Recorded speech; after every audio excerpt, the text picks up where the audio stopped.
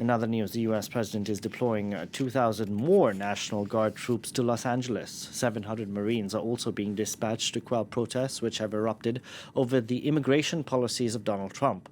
The move escalates a standoff with the state's Democratic officials who accuse the president of putting public safety at risk. This as the local LAPD says it's confident it has the resources to handle large-scale demonstrations. We can now bring in Christopher Featherstone, Associate Lecturer at the Department of Politics and International Relations at the University of York. Thank you so much for joining us on the program today. Where are we now in this standoff in Los Angeles? Have things started to simmer down in the city? Well, I think you're right in that we have to take our position here. We have to understand what's going on. And the chaos on the streets has somewhat ameliorated, has somewhat calmed down, but at the same time, it is still quite a chaotic scene. We have reports of journalists being shot with rubber bullets. We have reports of extreme use of tear gas and these kind of things. And then there's the relationship between the LAPD saying that they actually can control this perfectly fine. They don't need any help. And Donald Trump coming out with these, frankly, quite typical Trumpian claims about the need for his deployment of troops to the streets of a heavily, heavily Democrat city. We've seen ICE raids right since Donald Trump assumed the presidency the second time around. Why now are we seeing these protests erupt in Los Angeles? Well, I think you're right in highlighting that the idea that ICE have been taking people, have been detaining them, is nothing new for the Trump administration, especially this time around, but it has escalated significantly. There are reports coming out of the White House that Stephen Miller has pushed ICE to hit new targets, to hit targets around 3,000 arrests a day is what is alleged to have been said. And this means that the sheer scale is quite significant. I would also say it's important to think about the rhetoric that Donald Trump uses. Donald Trump likes to talk about arresting the gang members, arresting the dangerous criminals, the dangerous people. And essentially, these people who are being arrested by ICE at the moment, a large number of whom are in places of employment. These are people who are actively working and therefore, their supporters would argue, contributing to American society. These aren't the gang members. These are people who are trying to exist and trying to support the American economy, and therefore it's a significant change in tone, and it's also far more visible than it has been in previous years. So the idea that people are being arrested is not necessarily all that new. What's new is how it's being done and the sheer scale. The arrests in farming communities or in factories have been going on apace, and they have been arguably equally violent, but they haven't been so targeted in such a heavily Democrat-leaning city, and a sanctuary city as well, which is a significant aspect of this. Now, Donald Trump, if we were to listen to him, would make us think that the whole of Los Angeles is burning to the ground. This isn't the case. We know that it is concentrated amongst certain streets in the city, especially in the downtown area. But I want to ask, is there a difference between who attends these protests during the day and at night? Because at night is when we typically start seeing cars being torched, etc. Well, I think you're absolutely right in that there is a discrepancy there, or there is a wide range of people who are here and who are protesting on the streets of LA.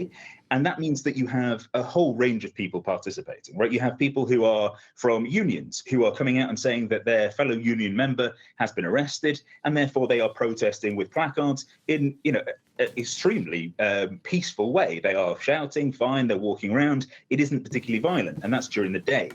At night, we've seen cars set on fire. We've seen some quite extreme violence in some cases, although I would also say the LAPD have repeatedly reported that actually they've experienced the protests as peaceful, and that the people who are escalating this, or who have at some points escalated this, are the ICE agents themselves. So it's important to weigh both sides when it comes to the violence and when it comes to the experience on the streets.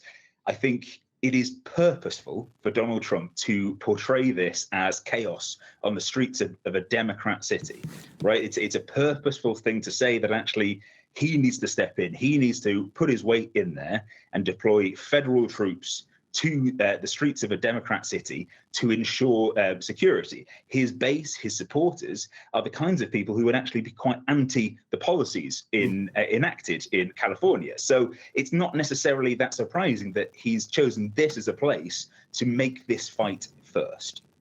I mean, Donald Trump has always sort of shown that he is the law and order president. We know what his strategy is by saying that he's bringing law and order to a Democratic city. But what is Gavin Newsom's strategy here? Because he's obviously trying to score political points by standing up to the U.S. president. But is he speaking for the entire Democratic Party? Because a lot of people within the Democratic Party establishment would say he's not speaking for everyone. Well, absolutely. I think it's an important thing to think about the splits within the Democratic Party. The Democratic Party is lacking a certain element of leadership here, and actually that's a significant issue for them. So I would say it's good to notice the move that Newsom's making. He is launching a legal case against the federal government, and he is reveling in this attention. He has always been someone who has been suspected of maybe looking for that higher office, looking to go that next step from governor up to the presidential kind of race. And this is giving him that national attention that he's wanted for years. And it's arguably given him an opportunity to show his leadership and show how he can interact with Donald Trump. He is very happy in this kind of limelight. He's very happy to put himself out there. But I would say he's also agenda setting for the Democrat Party. The Democrat Party doesn't necessarily know how to stand up or how to effectively and volubly stand up to this kind of Trump policy.